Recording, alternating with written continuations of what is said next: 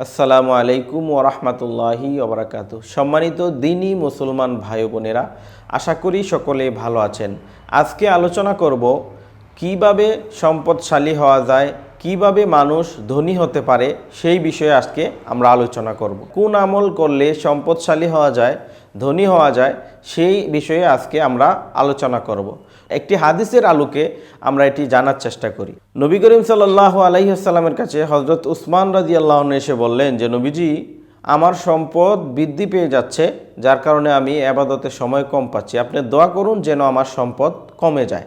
নবীজি বললেন, আমি তোমাকে একটি আমল বলে দিই, যে আমল যদি তুমি করো তাহলে তোমার সম্পদ কমে যাবে। তুমি যখন খাবার খাবে, প্রত্যেক সময় তুমি উটের উপর বসে খাবার খাবে। হযরত উসমান রাদিয়াল্লাহু আনহু চলে গেলেন।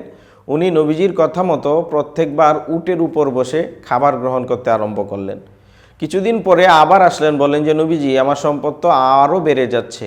নবীজি বললেন, তুমি কি উটের উপর বসে খাবার খাও না? বলে, হ্যাঁ, আমি উটের উপর বসেই খাবার খাই। তাহলে যদি তোমার কোনো খাবার পড়ে যায়, যদি খেজুর পড়ে যায়, যদি রুটির টুকরা পড়ে যায়, তখন তুমি কি করো?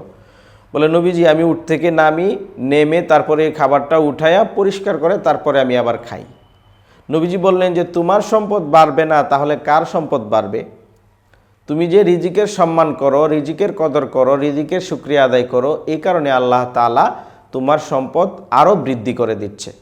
তো আমরা এই ঘটনা থেকে এটাই বুঝতে পারলাম, যদি আমরা সম্পদের কদর করি, অপচয় ব্যয় না করি, আমরা যদি রিজিকের সম্মান করি, যদি আমরা খাবার খাওয়ার সময় কোনো রিজিক পড়ে যায়, একটা ভাত পড়ে যায়, একটা রুটির টুকরা পড়ে যায়, একটা বিস্কিটের টুকরা পড়ে যায়, আমরা এটাকে উঠাইয়া পরিষ্কার করে তারপরে আমরা খাবো।